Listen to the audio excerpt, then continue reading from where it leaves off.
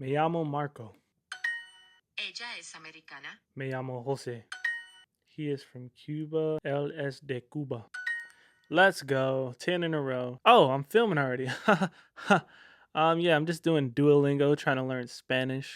Anyway, what's up? It's your boy L.Dre. I'm back with another video, and today we have a very special 150K subscribers celebration Q&A. All right, you guys want to know more about L.Dre? You guys have more questions that need answers? I'm your guy. All right, little mini surprise at the end of the video, so some people are going to be pretty excited about this, so stay tuned.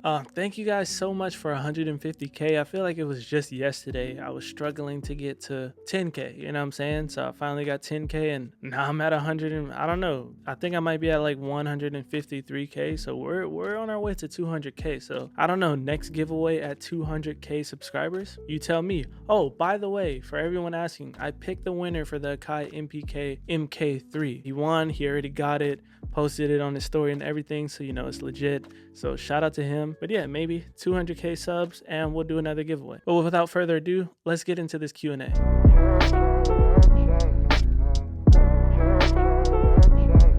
So let's start with some origin questions, you know what I'm saying? I got this good question from Leaflet Music. How did you first start getting into music production? What was your origin story? So I'm gonna make this brief because I have a full video on my origin story kind of in the works. The idea is there. I haven't started filming it yet because I kind of want to go out into the world for it, make it like documentary style. I don't know, but pretty much back when I was like, I want to say like 9, I used to skate and stuff like that, and then that's when I got into like kind of hip-hop culture. My dad bought me my first album, which was Curtis by 50 Cent. Changed my life. That got me into hip-hop. That got me wanting to be a rapper. But you know, as rappers did as a kid, I was just stealing beats from like SoundClick and YouTube and stuff, literally rapping over beats with the tag saying, "Purchase your beats today." After a while, I needed to learn how to make my own beats so I could stop stealing beats. I started making beats on my phone using an app called Nano Studio and stuff like GarageBand and iMachine. And then after a while, my mom for Christmas, she actually bought me a Machine Micro. So that was my first actual real DAW on a computer. So like after high school, I went to Los Angeles Recording School for Music Production, which I don't want to say I regret it because I met one of my closest homies there. So it wasn't that bad, but I am still to this day paying off student loans, so whatever. But I went to that school for music production, and that's when I was like, all right, yo, I'm going all in on this. I like this way more. That's when I got into Ableton, and that's when I really started getting more creative and taking production more serious. So once I graduated college, it was nothing but producing from then on. It just suited me way better.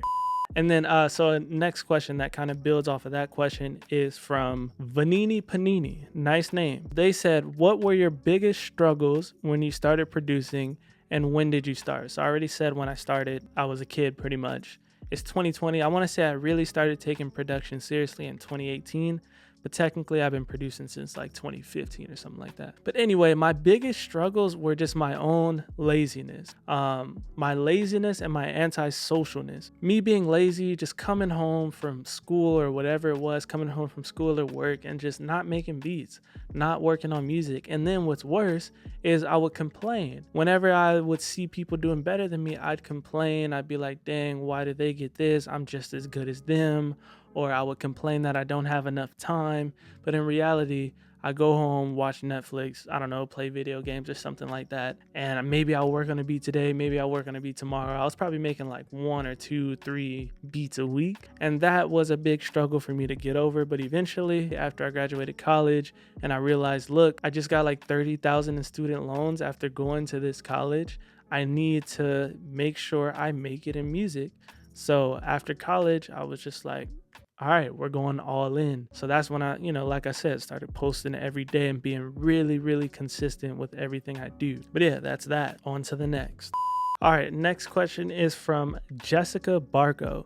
So what's your advice for people who want to become producers, where to start? And there was another question that I just want to add into that, give them a little shout. This is by J-Me. What's a good tip for someone who is starting to self-produce, mix, and record? So I'm just going to bundle these together. So my advice for people who want to become producers is to not worry so much about becoming a producer. You know what I'm saying? That's the main thing that gets people hindered and stops them from achieving what they want to do, is thinking so much about wanting to do it instead of just doing it. Honestly, you need to just throw yourself out there and start. All that self-doubt a lot of people face, don't worry about any of that. I would just say, just get on YouTube and search up how to make beats. And also, it depends on what knowledge you already have.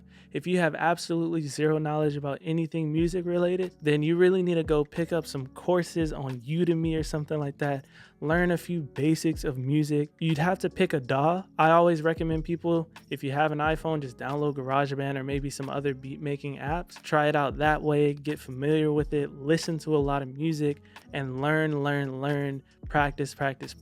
Once you can make a decent beat on your phone for free, on a free DAW on your phone, then I would say maybe if you have a laptop already, go get Ableton or FL Studio or one of these bigger DAWs. And like I just said, learn, practice. Make YouTube your best friend. Watch every single tutorial, find your favorite YouTubers and learn from them. I mean, you need to find like a basic course, maybe buy a course. There's a lot of producers that have beginners courses and stuff like that. That might be the best way to do it. And to just not give up and just make sure you're giving it your all, honestly. And then another good tip for someone who's starting off to self-produce, mix and record, that question, if you're gonna be doing everything yourself, you need to do everything I just said and then some, because producing is just the first thing you need to learn. You need to learn how to make sounds come together to create something good. That's the main thing you need to learn first. But when it comes to mixing, I still haven't even perfected my mixing. Mixing is a whole nother skill on its own. And recording, if you write lyrics and stuff like that, that's a whole nother skill on its own. But it all starts with producing. Let's do a little quick run through a couple of these right now. Pineapple pizza. Yes. Do you pour the milk before the cereal? Look here, Seth. Do I look insane to you? Would you switch to Windows for $50,000? $50,000 to switch to Windows indefinitely? When I've been using Mac my entire life? If it's just a one-time fee, no. It would have to be $50,000 a year and then I'll think about it. Oh! There's a mosquito in here. It's one of those tiny mosquitoes. Where are you? Where are you? In my tree? One eternity later. All right, so let's get into some of these Instagram questions. I did the same thing on Instagram and I asked my Instagram people to ask some questions. So how did you meet Nessence? I met her when I moved to the performing arts school. It's called Ramon C. Cortines. It's in downtown. If you're from Los Angeles, you've probably seen it. It's that big, weird, gray school in downtown. That's where I went for the last 2 years of high school. I didn't really talk to her the first year, but senior year of high school, that's when I really became good friends with her. We made a song. This is our first song. We were friends for a while. Then I found out she could sing. And then, so, brought her to the studio, you know what I'm saying? Brought her to the garage and we made a song. And, one thing led to another. Yeah, she's gonna kill me if I say any more details.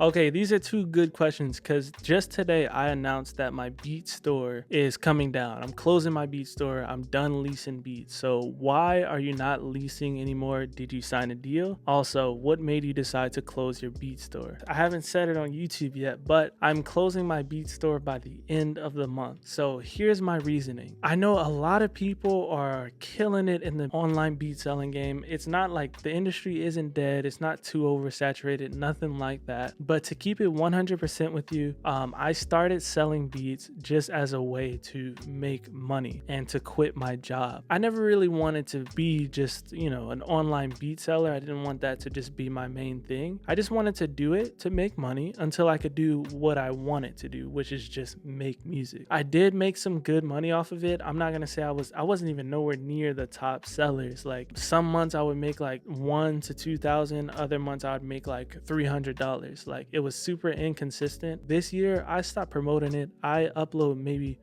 one beat every other month, so I really stopped caring about it, and the sales dropped a lot. I mean, I would get random sales here and there, but they were just dropping, and it got to the point where I'm like, yo, these beats could be used for maybe some bigger artists in the future, so why do I still even have them up? Because I know people would say like, yo, why not just keep the beats there? Just don't upload nothing, just keep it there, and if people want it, they'll buy it. If not, then they won't.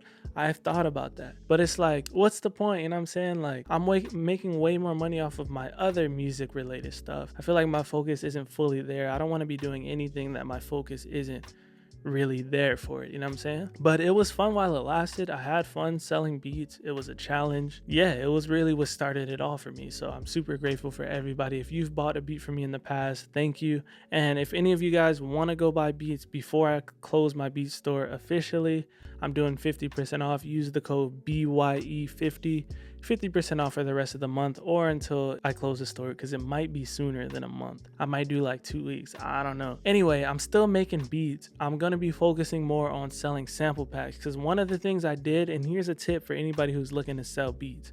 One of the mistakes I made was, as I was growing my fan base, I was really kind of targeting producers on accident. So I ended up having less rapper fans and more producer fans.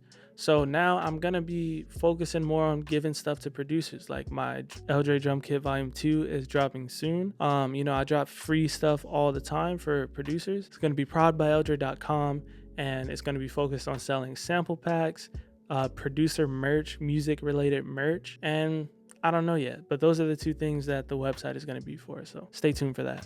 How much money do you make as a producer, and what are your forms of income as one? This is a super important question and a super important topic to talk about. I definitely should make a full video really diving into this, because I did a video a long time ago about 6 streams of income, which actually I might watch that back to see what I was doing back then. Comment below if you want a full video, but I'm just gonna give you the gist because I am transparent. Like, I did that video on how much I made for 2 million streams. I even did a TikTok on how much I made for 3 million streams, telling you guys exactly how much I made. So I'm not afraid to tell you guys how much money I'm making. So I might do that in the future. Just let me know if you really want to know. But let's put it this way. As a producer, depending on your level of production, you can be making a ton of money. I'm talking people like Illmind and people with placements, or people like Cymatics who are they have a company based around production, selling samples and stuff. There's a bunch of stuff in music where people are making boatloads of money. So me personally, I make majority of my money from streaming, and I am a producer technically, but for me, it's like the producer slash artist kind of thing. I upload beats onto Spotify and they get streams, and those streams bring in money. I'm making more than 3K a month. It's a little different each month, but streaming can give you money. I mean, you have to get a ton of streams, millions of streams a month to really make some good money, but once you do it, you're set. You just got to keep dropping songs. My second stream of income is YouTube. I mean, honestly, YouTube doesn't make me that much money, but like the past couple months, I've made like $1,000 a month off YouTube, which is amazing to me. I mean, it's usually lower than that, but like the past 2 months, that's what I made. As a producer slash artist slash influencer, which I am, you also have all these brands that just want to throw money at you to promote their stuff. That's another pretty big chunk of my revenue. Those are the 3 most important for me, but I really have like 6 different streams of income in music. So yeah, drop a comment below if you want me to do a full breakdown of the different ways to make money with music and how much money I am making with music, and how to reach a wider audience and gain a bigger fan base via Spotify. This is going to be the last question I answer, because this is also very important. For me, TikTok has helped me big time, but TikTok didn't make me. I did go viral with that Shibuya song, but I was already verified on Instagram before that even happened. So social media is definitely a way to build up your presence on whatever it may be.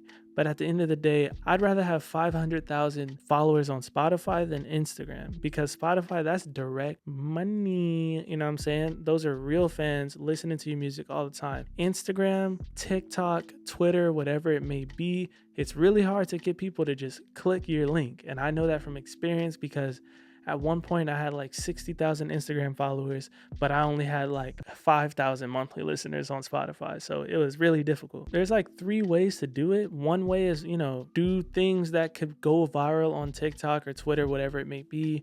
My Shibuya thing went viral on TikTok. My married life went viral on Twitter, and those are the only ways to really blow up on Spotify without being in playlists. Now, if you can get into some big playlists, then you're golden, but it's just hard to do. I've submitted almost every song I've put out, I've submitted through Spotify for artists playlist submission, and I haven't gotten to one playlist, but I still have almost 500,000 monthly listeners without playlists. So maybe if I got into a playlist, we're shooting for 1 million monthly listeners, you know what I'm saying? But yeah, social media plays a huge part. I would make sure you're just building your personal brand, Instagram, Twitter, TikTok, whatever it may be, and come up with cool content, give value to people, and just, put yourself out there more. That's how you're going to build a fan base, make good music, and make stuff that people can relate to. But yeah, that's it. That's enough questions for today. As always, if you have any more questions, drop them in the comments. I'll try to get to them. If you like this video, hit that thumbs up, hit that subscribe button. And oh yeah, for the surprise, remember those hoodies I made? Ableton greater than FL Studio, or reverse, FL Studio greater sign Ableton. Boom. Can you see it? Can you see it? I made shirts. So these will be coming back to my website very soon. Hopefully I get it on the newly updated website soon. That's the plan. Things are going to get real. It's going to be cool. A lot of people have been begging me to bring these back, and I'm going to bring them back, but they're also going to be limited this time as well. These kind of releases that I'm going to start doing, producer merch and stuff like that, they're always going to be limited. One, to keep the demand high so people can just buy. And two, I don't own these logos, bro. So it's like, I don't want to get in trouble. So put it up for 2 weeks. If people buy it, great. If people don't buy it, oh well, I take it off and I avoid getting in trouble. But anyway, that's about it. If you haven't been streaming my music, make sure you go do it. L.Dre on all streaming platforms. I'm a table. Don't let anybody tell you what you can or cannot be. Thank you for 150k subscribers. Next giveaway at 200k subscribers. Yeah, that's it. L.Dre out.